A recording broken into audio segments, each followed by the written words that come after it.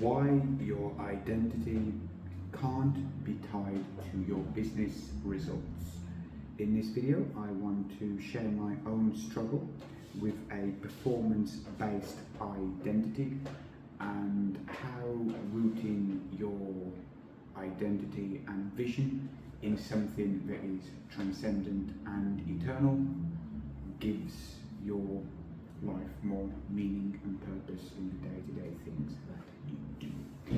I'm Sam, I'm the co-founder of Kingdom Impact Lab, and at the moment I'm just recording these videos knowing that not many people are going to be watching, or probably nobody particularly cares at this point.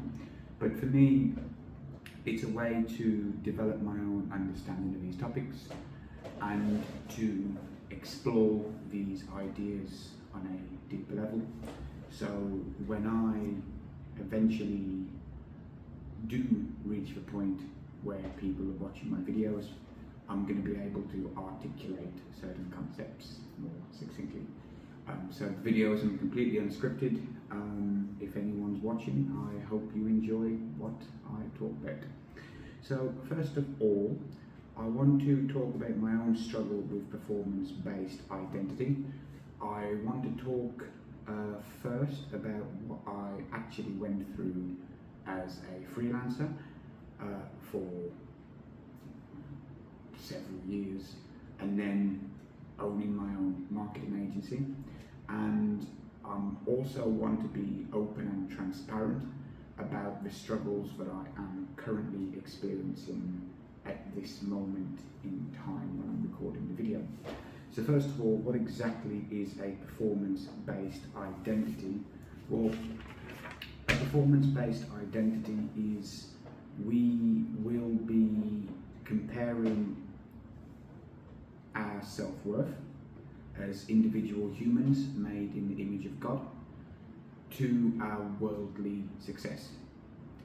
So what that means is it would be in the spirit of the world, and the spirit of the marketplace and business is pretty much excuse me, is pretty much transactional, where the primary focus is money and the pursuit of money over everything else as the North Star eventually results in each interaction with other humans being based on what can I get from this, how much of a return on investment can I get, and you are basing and judging everything on transactions rather than treating each person as an individual human made in the image of God with unique experiences, unique gifts, unique contributions, etc., etc. And when that happens, you compare your self-worth in your business based on how many people are watching the videos. In my case, at this moment, nobody. How many people are on the email list, how many people are following on social media, and again, pretty much for me at this moment it's zero. It's based on how much money you make per month. It's based on how much revenue you're making per year, what category of the business do you fit into in terms of earning. It's what your net worth is. It's all of these things, and when you don't live up to it, things deteriorate internally very quickly. It leads to burnout, it leads to anxiety, it leads to the neglect of your relationships with family, kids, friends, and it just ends badly. And I spent most of my life chasing money, and internally it broke me at the end. There was a whole bunch of issues that I had with my marketing agency. I put all my money into it and it did not work. I gained some level of financial security as a freelancer, and then that all went into my business because I achieved the financial goal, and then I thought, which I attached my self-worth to that financial target, And then immediately I set myself the next financial goal, which was more than double of what I was currently after. And then instantly, in the blink of an eye, my self-worth as an individual human is then attached to that second goal that I've arbitrarily created. And in order to have more money for freedom, purpose, lifestyle, to do what I want and all of this stuff, which oddly enough, I had the ability to do all those things before, but I chose not to. And then my self-worth, instead of being measured against how much of an impact I can have on on people, it was my self-worth instantly became attached to the fact that I have not yet achieved the next financial goal. Other people whom 10 years younger than me have achieved this goal. What's wrong with me? It must be something wrong with me. And that was constantly at the back of my mind for several months. And especially when I couldn't get things to work, which resulted in me substantially dropping my prices just to try to get some clients. And it was, I went from working with a company whose target was to make $10 million in a year, and me helping them with relative ease, and they appreciated my input, to working with people who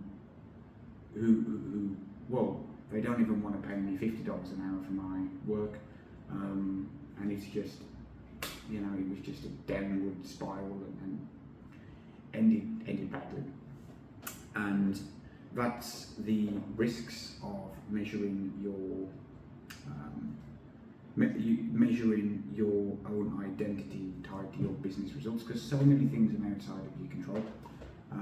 For me, with my marketing agency, before, called Freedom with Marketing, if I reflect back now, I don't necessarily think I was doing things wrong, because I worked with clients and I understood the business systems and how things operated. And it's not that I was necessarily doing things wrong. I came across recently some of the old emails and things I used to write for myself, and all of the content I used to create myself, and I actually thought, this stuff's pretty good.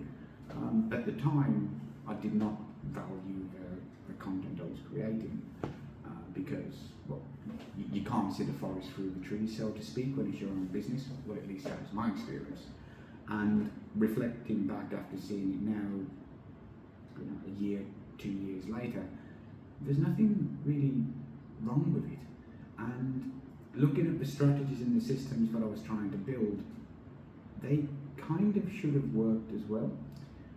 So I think it wasn't down to incompetence why my marketing agency didn't work.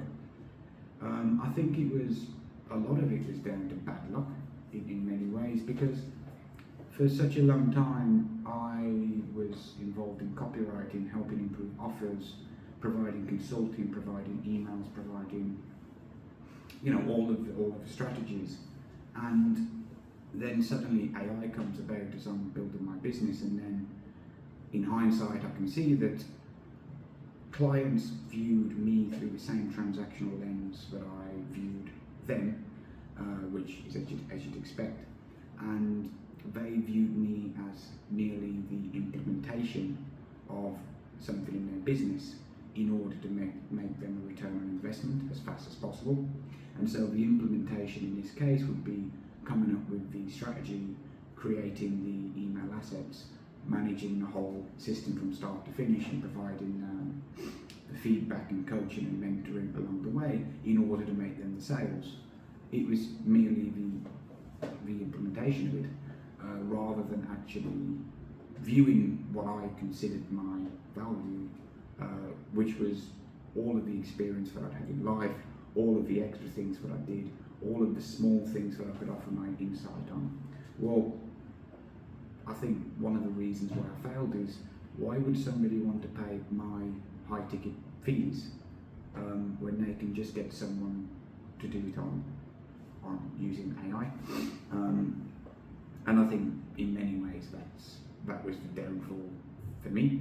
But I also think it was divine alignment in a lot of ways, because it directly ties into my calling and my own testimony, my experience, which dragged me away from operating in that world purely on transactional thinking into where I am now, where I've lived through it. I've committed all of the business sins that I can think of, unintentionally, of course, trying to sell high ticket offers and doing these things, and I've come through it as a former militant atheist who literally mocked Christianity and thought that Christians were nuts, to becoming someone that is a Christian and started to take it seriously, because after studying the Bible, what I've studied in the New Testament and Jesus' teaching and things perfectly matches my own experience and the human condition.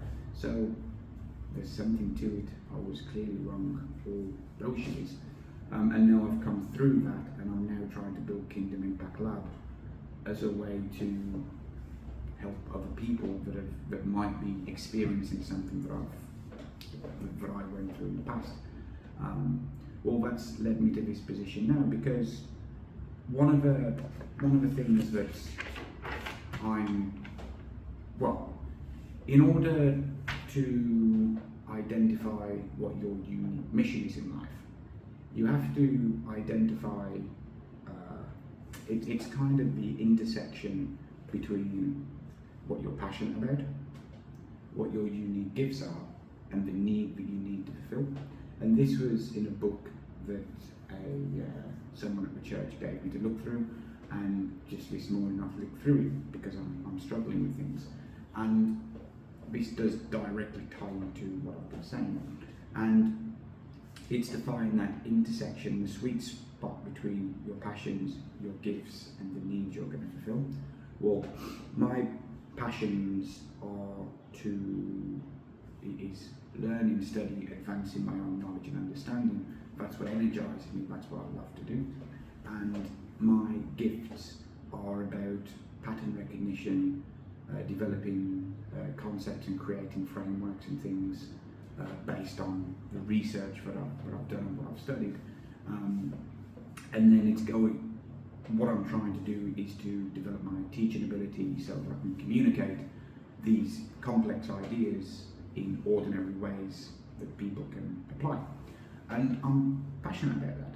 But the problem is, it's the need that I need to fulfill, the unique need that I can fulfill. And over the last several months, there's been a whole bunch of things that happened which, well, a pastor said to me that it's divine signs, but now I'm having a lot of self-doubt, because the same pastor who said it was the same pastor that said God's talking to you at the time of an experience for hour, also said that people would be too busy to read my testimony, which has planted a lot of self-doubt in my mind. And what this has led me to in this present moment is, instead of